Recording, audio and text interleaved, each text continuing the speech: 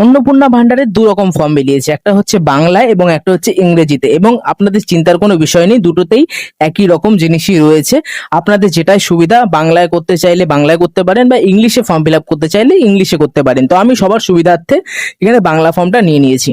এবং আপনারা হয়তো খুব চিন্তায় আছেন যে 12 পাতার ফর্ম ফিল আপ কিভাবে করব। তো আপনাদের চিন্তার কোনো বিষয় নেই। আপনারা যদি পশ্চিমবঙ্গের বাসিন্দা হয়ে থাকেন এবং আপনাদের কাছে সমস্ত ডকুমেন্ট উপস্থিত থাকে, তো আপনারা এই ফর্মটা ইজিলি মানে সহজেই ফিল আপ করে ফেলতে পারেন। তো চলুন শুরু করা যাক। তো প্রথমে আপনারা 1 নম্বরে দেখতে পাচ্ছেন পরিবারের প্রধানের নাম, অর্থাৎ আপনার বাড়ির যে প্রধান রয়েছে, আপনার স্বামী থাকতে পারে, আপনার শ্বশুর থাকতে পারে বা আপনার বাবা থাকতে পারে। আপনার স্বামী যদি প্রধান হয় তাহলে প্রধানের জায়গায় আপনার স্বামীর নাম লিখে দেবেন। যদি আপনার বাবা প্রধান হয় তো তার নাম লিখে দেবেন আধার কার্ড অনুযায়ী। আধার কার্ডে যে নামটা রয়েছে সেই নামটাই লিখবেন, এবং আমি এটাই প্রেফার করব আপনারা ইংলিশে লিখুন। বাংলা ফর্ম হলে ইংলিশে ফিল আপ করলেও কোনো অসুবিধা নেই। এরপরে জন্ম তারিখ রয়েছে, এখানে আপনার যে বাড়ির প্রধান রয়েছে তার জন্ম তারিখ লিখতে হবে, ভুল করে আপনার লিখবেন না। এরপরে 3 নম্বরে রয়েছে আপনার যে বাড়ির প্রধান সে পুরুষ, মহিলা না অন্যান্য। তো আপনি যদি বাবার নাম দেন তো পুরুষ লিখবেন, নিচে যদি প্রধান হন তাহলে মহিলা লিখবেন, মানে টিক দিয়ে দেবেন এখানে। এরপরে 4 নম্বরে রয়েছে পরিবারের প্রধানের আধার নাম্বার, আপনার বাড়ির যে প্রধানের নাম দিয়েছেন তার আধার নাম্বার দেবেন। যদি আপনার বাবা হয় প্রধান তো, বা আপনার স্বামী যদি প্রধান হয়, তার আধার নাম্বারটা এখানে সুন্দরভাবে বসিয়ে দেবেন আধার কার্ড দেখে, এবং বাংলায় বসাতে যাবেন না, ইংলিশে যেমন রয়েছে আধার কার্ডে তেমনই বসাবেন। এরপরে 5 নম্বরে রয়েছে ডিজিটাল রেশন কার্ডের পারিবারিক আইডি। আপনাদের যে রেশন কার্ড রয়েছে, যেটা দিয়ে আপনারা রেশন তোলেন, সেখানে একটা আইডি দেখতে পাবেন। মানে আপনার বাড়ির যে প্রধান রয়েছে তার নামে যে রেশন কার্ডটা রয়েছে, সে আইডিটা এখানে সুন্দরভাবে বসিয়ে দেবেন। উপরে সুন্দরভাবে লেখা রয়েছে রেশন কার্ডের, ওখানে দেখে দেখে বসিয়ে দেবেন। এরপরে 6 নম্বরে রয়েছে পরিবারের সদস্য সংখ্যা। আপনার বাড়িতে যে কজন রয়েছে, 3 জন থাকতে পারে, 2 জন থাকতে পারে বা 5 জন থাকতে পারে, আপনারা সংখ্যায় সেখানে শুধু 5 বা 3 বা 4 বসিয়ে দেবেন। এরপরে 7 নম্বরে রয়েছে ঠিকানা। ঠিক আছে, এরপরে এই ঠিকানাটা আমি সব থেকে ভালো বলবো, আপনাদের আধার কার্ডে যে ঠিকানাটা রয়েছে সেটা দেখে আপনারা বসিয়ে দেবেন, সব থেকে ভালো, কোনো রকম ভুল হবে না যদি আধার কার্ড দেখে আপনারা বসান। এরপরে 8 নম্বরে রয়েছে যোগাযোগ নম্বর, এবং পাশে লিখে দেওয়া হয়েছে বিশেষত পরিবারের প্রধান আধার নম্বর সংযুক্ত মোবাইল নম্বর, অর্থাৎ আপনার পরিবারের প্রধানের আধার কার্ডের সাথে যে নাম্বারটা যুক্ত রয়েছে সেটা আধার কার্ডেই দেখা যায়, সেটা দেখে দেখে আপনারা বসিয়ে দেবেন। এখানে বাড়ির প্রধানের যে আধার কার্ড নম্বর রয়েছে, যা আধার কার্ডে যে নাম্বারটা লিঙ্ক করা রয়েছে সেটা এখানে সুন্দরভাবে বসিয়ে দেবেন। এরপরে 9 নম্বরে রয়েছে নাম, জন্ম তারিখ, লিঙ্গ, পরিবারের প্রধানের সঙ্গে সম্পর্ক, অর্থাৎ আপনি যে বাড়ির উপরে প্রধানের সমস্ত ডিটেলস দিলেন, সমস্ত বিবরণ উপরে দিলেন, তার সাথে আপনার যে সম্পর্ক, ধরুন আপনি আপনার স্বামীকে প্রধান দিয়েছেন, ঠিক আছে, না তার সাথে কি সম্পর্ক এখানে এক এক করে লিখতে হবে। যে কজন সদস্য রয়েছে, ধরুন আপনার 3 জন সদস্য, তো সদস্য 1, সদস্য 2 এবং নিচে সদস্য 3 রয়েছে। তো সদস্য 1-এ আপনার নামটা দিতে হবে, প্রথমে আপনার নামটা বসিয়ে দেবেন, তারপর আপনার জন্ম তারিখটা বসিয়ে দেবেন এবং লিঙ্গটা বসিয়ে দেবেন। তার সাথে পরিবারের প্রধানের সঙ্গে সম্পর্ক, যদি আপনার প্রধান আপনার স্বামী হয়ে থাকে তাহলে সম্পর্ক হচ্ছে তার সাথে আপনার স্ত্রী। তারপর নিচে আধার নাম্বারটা বসিয়ে দেবেন। এবার যদি ডান দিকে দেখেন, এখানে লেখা রয়েছে অন্নপূর্ণা যোজনার জন্য আবেদন করা হচ্ছে। এবার আপনি যদি নিজের জন্য আবেদন করছেন তো এখানে হ্যাঁতে টিক দিয়ে দেবেন। এরপরে আপনারা কাজ করবেন সদস্য 2, অর্থাৎ যদি আপনার ছেলে থাকে বা বোন থাকে তাদের সদস্য 2 এখানে লিখে দেবেন, এবং সে যদি অন্নপূর্ণা ভান্ডারের জন্য অ্যাপ্লাই না করে থাকে তাহলে এখানে কিছু করার দরকার নেই, কোনো রকম টিক দেওয়ার দরকার নেই। এরপরে 10 নম্বরে খুবই একটা জরুরি জিনিস রয়েছে, আপনার যে বাড়ির পরিবারের প্রধান এবং পরিবারের সকল প্রাপ্তবয়স্ক সদস্যদের ব্যাংক অ্যাকাউন্ট দিতে হবে। আপনার বাড়ির প্রধান যদি আপনার স্বামী হয়, তার থেকে শুরু করে আপনার বাড়িতে যে কজন রয়েছে, মানে যারা ব্যাংকের অ্যাকাউন্ট খোলা রয়েছে, তাদের আপনাদের এখানে সমস্ত ডিটেলস দিতে হবে। শুধু যে পাবে অন্নপূর্ণা ভান্ডার তার নয়, বাড়ির প্রত্যেকে দিতে হবে যারা ব্যাংকের, তো আপনারা অ্যাকাউন্ট খুলে রেখেছেন তাদের। এবং ডান দিকে যদি দেখেন লেখা রয়েছে ডিবিটি ক্রেডিটের জন্য আধার লিঙ্কে ব্যাংক অ্যাকাউন্ট প্রদান করুন, মানে আপনার যে ব্যাংক অ্যাকাউন্ট রয়েছে তার সাথে যেন ডিবিটি লিঙ্ক থাকে, সেই অ্যাকাউন্টটা আপনারা ওখানে ডিটেলসটাই শুধু বসাবেন যেখানে ডিবিটি লিঙ্ক করা রয়েছে। তো প্রথমে যদি আমরা দেখি হেড অফ দ্য ফ্যামিলি লেখা রয়েছে, মানে যদি আপনি প্রথমে যদি আপনার স্বামীকে করে রাখেন হেড অফ দ্য ফ্যামিলি, তো এখানে তার ব্যাংকের বিবরণটা দিয়ে দেবেন, ঠিক আছে। তারপরে সদস্য 1, যেমন উপরে আপনার সদস্য 1 যদি আপনি দিয়ে থাকেন, তেমনি আপনার ব্যাংক অ্যাকাউন্ট বা আপনার, তারপর সদস্য 3-এ আপনার বোনের অ্যাকাউন্ট, যদি বোন থাকে বা ছেলে থাকে, বা সদস্য 4-এ যেমন ভাবে পরপর বসিয়ে দেবেন। যে কজন সদস্য রয়েছে প্রত্যেকের ব্যাংক অ্যাকাউন্ট সুন্দরভাবে আপনাদের এখানে বসাতে হবে, এবং ইনফরমেশন দিতে হবে অ্যাকাউন্ট নম্বর এবং আইএফএসসি কোড, যেটা আপনার ব্যাংকের বইতে পেয়ে যাবেন, সেটা দেখে দেখে সুন্দরভাবে এখানে ফিল আপ করে দেবেন। এরপরে 11 নম্বরে, এটাও খুব জরুরি আপনাদের অন্নপূর্ণা ভান্ডার পাওয়ার জন্য, আপনাদের যে ভোটার কার্ড, যেটা আপনারা ভোট দিয়েছেন, সেই ভোটার কার্ডের এপিক নম্বর আপনারা এখানে সুন্দরভাবে বসিয়ে দেবেন, এবং অংশ নাম্বার, যেটা একটা লিস্ট বের হয়েছিল না, যেটা দেখে আমরা দেখেছিলাম যে আমাদের নাম আছে নাকি এসআই লিস্টে 2002, সেটা দেখে আপনারা এখানে সুন্দরভাবে বসিয়ে দেবেন। প্রথমত আপনার হেড অফ দ্য ফ্যামিলি, যাকে আপনারা হেড অফ দ্য ফ্যামিলি মানে যে পরিবারের প্রধান, আপনার যদি স্বামীকে দিয়ে রাখেন তার থেকে শুরু করবেন করে সদস্য 1, সদস্য 2, আপনাদের সবার এপিক নম্বর দিয়ে দেবেন। যদি কারোর 18 বছরের নিচে থাকে, যার ভোটার কার্ড হয়নি, তা দেওয়ার দরকার নেই। এরপরে 12 নম্বরে রয়েছে বিভাগ, আপনারা এসসি, এসটি, ওবিসি কোন কাস্টে রয়েছেন সেটা আপনারা এখানে টিক করে দেবেন। এরপরে খ বলে লেখা রয়েছে রেশন কার্ড বা খাদ্য ভর্তুকি আপনারা পান নাকি। ঠিক আছে, তো এ দেখুন শুরু হচ্ছে 1 নম্বর, আপনারা কি ডিজিটাল রেশন কার্ড আছে? আপনার কি ডিজিটাল রেশন কার্ড আছে? এখন সবারই রয়েছে, যারা অন্নপূর্ণা ভান্ডারের জন্য ফিল আপ করবেন, যাদের নেই তারা না দেবেন, এবং বেশিরভাগ মানুষেরই আছে, আপনারা হ্যাঁ দিয়ে দেবেন। এবার 2 নম্বরে লেখা রয়েছে যদি হ্যাঁ হয়, যদি আপনাদের থাকে তবে কার্ডের ধরন উল্লেখ করুন। ঠিক আছে, এখানে বিভিন্ন ধরন রয়েছে, আপনারা যদি রেশন কার্ড খোলেন সেখানে উপরেই লেখা থাকে, যেমন আমাদের ধরুন রয়েছে RKSY, তো আমি RKSY তে টিক করে দেবো। এবং আপনার যদি RKSY 2 থাকে বা AAY থাকে, আপনারা কার্ডেই দেখতে পেয়ে যাবেন, সেটা দেখে এখানে টিক বসিয়ে দেবেন। এবার 3 নম্বরে রয়েছে আপনারা কি রেশন নেন প্রত্যেক মাসে রেশন দোকান থেকে? যদি নিয়ে থাকেন তাহলে হ্যাঁ দেবেন, যদি না নিয়ে থাকেন তবে না দেবেন। এবারে এটা খুবই জরুরি, বুঝতে হবে আপনাদের এই ব্যাপারটা। বাড়ির ধরন, আপনার বাড়িতে কি 3 বা তার বেশি পাকা ঘর রয়েছে? এটা কিন্তু বাড়ি বলেনি, ঘর বলেছে। আপনাদের হয়তো একতলা বাড়ি থাকতে পারে বা দোতলা বাড়ি থাকতে পারে, বাড়ি এবং ঘর দুটো জিনিস আলাদা। আপনাদের একতলা বাড়ি থাকতে পারে, কিন্তু হয়তো আপনাদের 3টে ঘর, একটা হয়তো আপনারা থাকেন, একটা আপনার ছেলে থাকে বা একটা মেয়ে থাকে, তো আপনাদের 3টে ঘর হয়ে গেল। যদি থাকে আপনাদের এখানে হ্যাঁ দিতে হবে। এবং আপনারা যারা ভাবছেন আমি না দিয়ে দেবো, আমাদের থাকা সত্ত্বেও আমি না দিয়ে দেবো, এটা কিন্তু ভুল করবেন, কারণ এত কিছু নিচ্ছে যখন, অবশ্যই চেক হবে পরবর্তীকালে। যদি আপনাদের পরবর্তীকালে ভুল আসে, আপনারা অন্নপূর্ণা ভান্ডার নাও পেতে পারেন। তো আপনাদের যদি থেকে থাকে ঘর 3টে ঘর, তো আপনারা এখানে হ্যাঁ দিয়ে দেবেন, যদি না থাকে তো না দিয়ে দেবেন। বাড়ির সাথে ঘর গোলাবেন না, বাড়ি আলাদা জিনিস, ঘর আলাদা জিনিস। আপনাদের একতলা বাড়ি থাকা সত্ত্বেও আপনার 3টে ঘর থাকতে পারে, একটা হয়তো রান্নাঘর রয়েছে, একটা বেডরুম রয়েছে, একটা বারান্দা রয়েছে, সেই হিসাবে আপনারা এখানে হ্যাঁ দেবেন। পরে 2 নম্বরে যে জিনিসটা রয়েছে সব থেকে বেশি গুরুত্বপূর্ণ, এবং এটা নিয়ে মানুষ বেশি চিন্তিত হচ্ছে, 2 রয়েছে পারিবারিক জমির মালিকানা। আপনাদের কি পারিবারিক জমি রয়েছে? আপনাদের কি এমন জমি রয়েছে যেটা আপনারা হয়তো বাড়িঘর নেই কিন্তু আপনার এক্সট্রা জমি রয়েছে? যদি থাকে তাহলে হ্যাঁ দেবেন, যদি না থাকে তো না দেবেন, আপনাদের কোনো অসুবিধা নেই। এবং যদি থাকে আপনাদের কি কি কপিগুলো দিতে হবে, যদি জমি থাকে, রেজিস্ট্রেশনের নথি দিতে হবে জমির, মিউটেশনের কপি দিতে হবে, এবং ROR হালনাগাদের তারিখ সহ সর্বশেষ জমি রেকর্ডের কপি আপনাদের যদি থাকে, তাহলে আপনারা নিশ্চয়ই ওই জমির ডকুমেন্টস আপনারা গুছিয়ে রেখে দিয়েছেন, তো সেইগুলো নেবেন, নিয়ে জেরক্স করে কপি করবেন।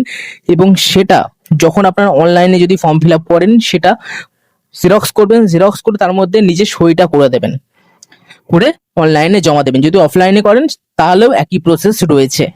এরপরে 3 নম্বরে রয়েছে পরিবারের সকল সদস্যের মোট জমির পরিমাণ। আপনাদের পরিবারে যে কত সদস্য রয়েছে এবং যেই সদস্যের যতটা পরিমাণ রয়েছে, আপনারা সেখানে সেটা লিখে দেবেন।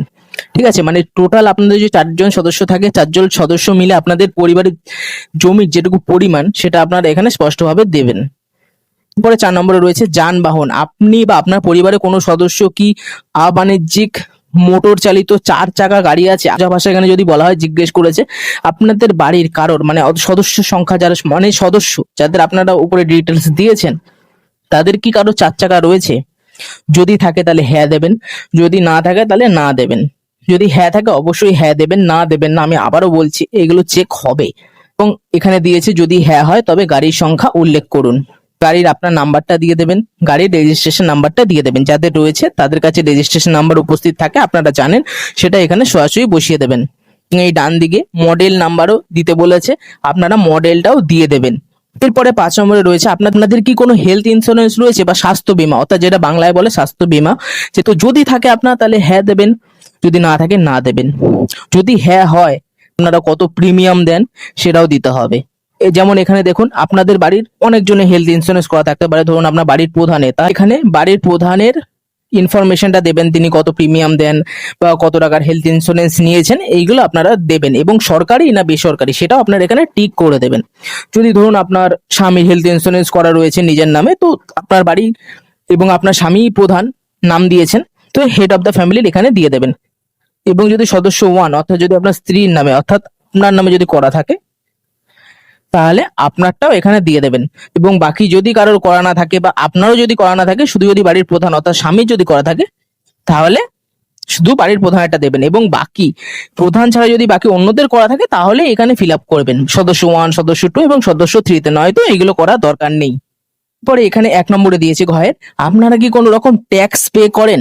আপনারা যদি ট্যাক্স পে করে থাকেন তাহলে হ্যাঁ দেবেন, যদি না করে থাকেন তাহলে না দেবেন। 2 নম্বরে রয়েছে পরিবারের সদস্যের প্যান কার্ড যদি থাকে, অবশ্যই আপনাদের প্যান কার্ড রয়েছে, যদি থাকে তাহলে হ্যাঁ দেবেন। তো হেড অফ দ্য ফ্যামিলি, আপনার যদি স্বামী হেড অফ দ্য ফ্যামিলি হয় তার দেবেন, আপনার নিচে দেবেন, বা তারপর আপনার যদি সন্তান থাকে তাদের সদস্য সংখ্যা 2, 3, 4, 5 প্রত্যেকের প্যান কার্ড নাম্বার এখানে দিয়ে দেবেন, নাম সমেত। পরে 3 নম্বরে রয়েছে কর্মসংস্থানের ধরন।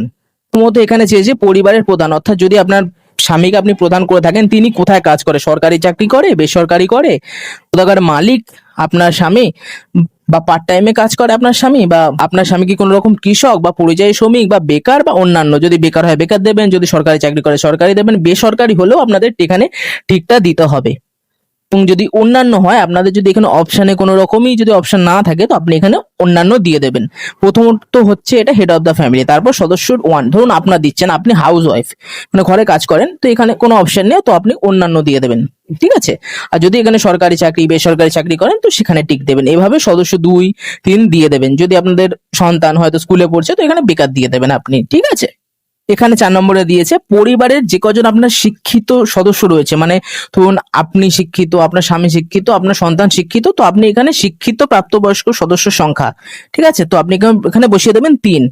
যদি আপনি পাস করেননি বা অশিক্ষিত রয়েছেন, বা আপনার স্বামী শিক্ষিত রয়েছে, তো উপরে এখানে একজন দেবেন, একজন শিক্ষিত এবং আপনার অশিক্ষিত প্রাপ্তবয়স্ক সদস্য।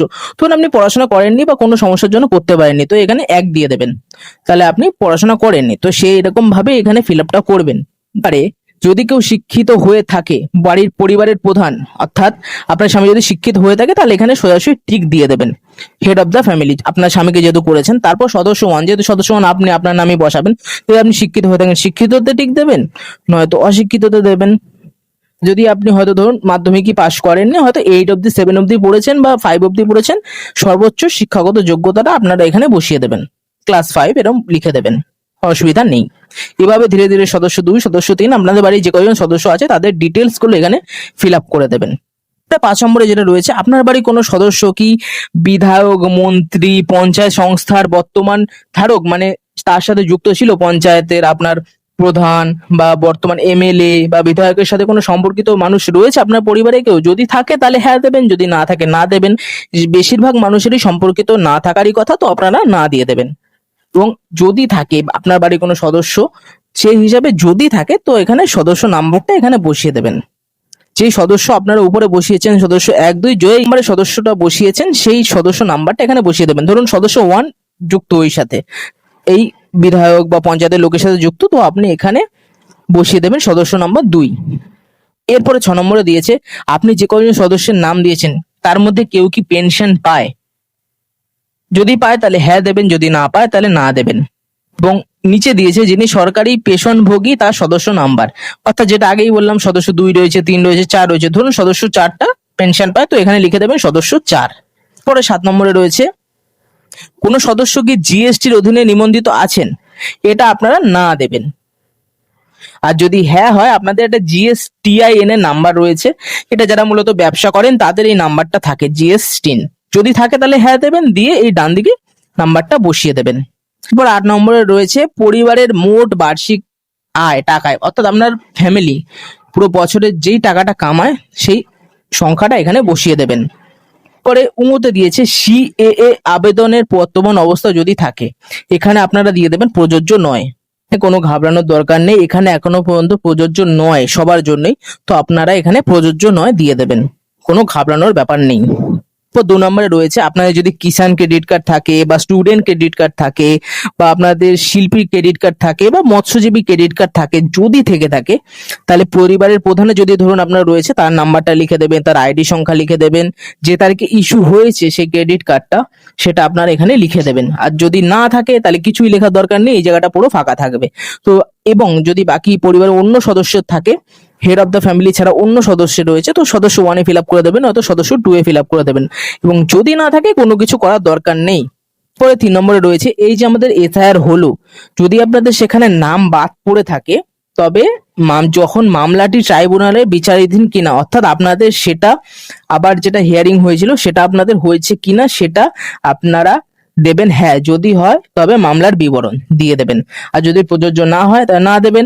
আর যদি সোজাসুজি কিছুই দেবেন না, যদি আপনাদের কোনো রকম এসআইআর এর নাম থাকে এবং কোনো রকম অসুবিধা না হয়, এখানে কিচ্ছুই করার দরকার নেই, ছোঁয়ারই দরকার নেই। পরে দিয়েছে চয়ে 1 নাম্বার, বিদ্যালয়ের অধ্যয়নরত পরিবারের সকল শিশুর বিবরণ।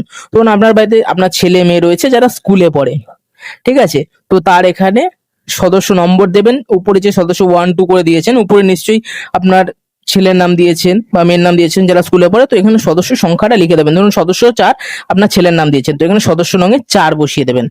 এবং আপনার ছেলের নাম শুধু সদস্য 1, শিশুর নাম দিয়ে দেবেন, আপনার ছেলের যে নাম রয়েছে বা মেয়ের যে নাম রয়েছে এবং কোন শ্রেণীতে পড়ে, বিদ্যালয়ের নাম, ধরন, সরকারি পড়ে না বেসরকারি পড়ে, এরকম আপনারা এখানে টিক দিয়ে দিয়ে দেবেন।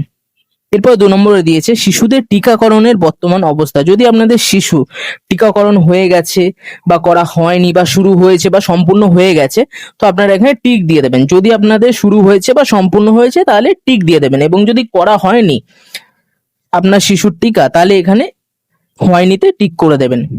এরপরে 6 নম্বরে রয়েছে খুবই গুরুত্বপূর্ণ, আপনি কি কোনো সরকারি প্রকল্পের সুবিধা ডিবিটির মাধ্যমে পাচ্ছেন? মানে ধরুন এবার আপনার ডিবিটি লিঙ্ক করিয়েছেন লক্ষ্মীর ভান্ডার বা অন্নপূর্ণা ভান্ডার পাওয়ার জন্য, করিয়েছেন ব্যাংকে গিয়ে, অর্থাৎ এর আগে কি আপনাদের কোনো এরকম স্কিম বা ভাতা রয়েছে যার মাধ্যমে আপনার ডিবিটি লিঙ্কের দ্বারা পান? যদি পেয়ে থাকেন তাহলে আপনাদের সেই প্রকল্পের নামটা লিখতে হবে। আপনারা এর আগে লক্ষ্মীর ভান্ডার ছাড়া নিশ্চয়ই কোনো কিছু পেতেন না, তো আপনাদের কিচ্ছু লেখার দরকার নেই, যেহেতু আপনাদের লক্ষ্মীর ভান্ডারটা অন্নপূর্ণা ভান্ডারে চলে যাচ্ছে। তো এই ভাববেন না যে আপনাদের লক্ষ্মীর ভান্ডারটা, হ্যাঁ আমরা প্রকল্প পেতাম তো লক্ষ্মীর ভান্ডার লিখবো না, ওটা চেঞ্জ হচ্ছে অন্নপূর্ণা ভান্ডারে। তো আপনারা কোনো আগে প্রকল্প পেতেন না ডিবিটি লিঙ্কের মাধ্যমে, তাহলে আপনারা এখানে না দিয়ে দেবেন এবং এইগুলো ফর্ম ফিল আপ করার দরকার নেই। যদি আপনাদের বাই চান্স থেকে থাকে তো সেখানে প্রকল্প 1 লিখে দেবেন, একে, এবং হ্যাঁ দিয়ে দেবেন। এখানে 2 নম্বরে দিয়েছে আপনি যদি কোনো ভাতায় বা প্রকল্পে যদি আপনি আগে থেকে অ্যাপ্লাই করে থাকেন এবং যদি রিজেক্ট হয়ে থাকে, সেই কারণটাও আপনাকে দিতে হবে যে কেন কর্তৃপক্ষ আপনার সেটা রিজেক্ট করে দিয়েছিল, সেটাই 2 নম্বরে বসাতে হবে। পরে বর্গের জ অর্থাৎ ঘোষণা ও সম্মতি। এখানে এখানে আপনি এতক্ষণ ধরে যে ফর্ম ফিল আপটা করলেন সবকিছুই আপনি নিজের মতে দিয়েছেন এবং সমস্ত কিছু সঠিক দিয়েছেন, এটা সম্মতর এই জায়গাটায় টিক দিয়ে দেবেন এবং আপনার সিগনেচার এখানে করে দেবেন যে আপনি যে উপরে যে ইনফরমেশন দিয়েছেন এবং এগুলো সবকিছুই সঠিক দিয়েছেন, এটাই এখানে সম্মতি। তো আপনি এখানে ওই সম্মতির জায়গায় টিক করে নিজে সাইনটা করে দেবেন। এভাবে সিগনেচার এবং সম্মতি দেওয়ার পর আপনাদের ফর্মটি ফিল আপ হয়ে যাবে এবং নিচের যেটুকু জায়গা রয়েছে সেটা সরকারি যারা কাজ করবে, যারা এটা আপনাদের সম্মতি দেবে, হ্যাঁ আপনার সমস্ত ফর্মটা ঠিক রয়েছে, তারাই এখানে নিজেদের স্বাক্ষর দেবে, সাইনটা করে দেবে এবং আপনাদের ফর্মটা পুরোপুরি ফিল আপ হয়ে রয়েছে। এখানে মূলত একটা জিনিসই সমস্ত সমস্যা রয়েছে মানুষের, সেটা হলো জমির ব্যাপারটা। সবার কাছে সেই ইনফরমেশনটা থাকে না এবং অনেকটা অসুবিধা রয়েছে। তো সেই জায়গাটাই অসুবিধা, যদি আপনাদের কাছে সমস্ত ইনফরমেশন থাকে তো আপনাদের ফর্ম ফিল আপে কোনো অসুবিধা হবে না।